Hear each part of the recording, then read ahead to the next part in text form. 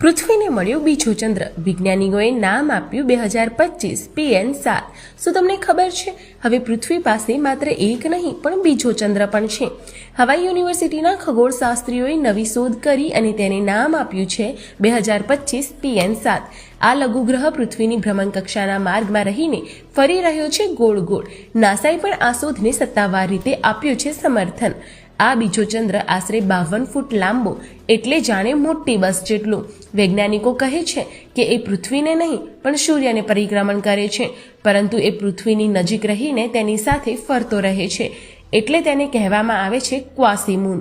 NASA મુજબ આ 2025 PN7 2083 સુધી પૃથ્વીનો બીજો ચંદ્ર તરીકે રહેશે.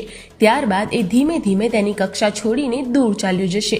વૈજ્ઞાનિકોએ સ્પષ્ટ કર્યું છે કે આ લઘુગ્રહથી પૃથ્વીને કોઈ ખતરો નથી. તે ક્યારેય પણ પૃથ્વીની 40 લાખ કિલોમીટરથી ઓછા અંતરે નહીં આવે. એટલે ચિંતા નહીં, પણ ગર્વ કરો, આપણા પૃથ્વી પાસે હવે બીજો ચંદ્ર પણ છે.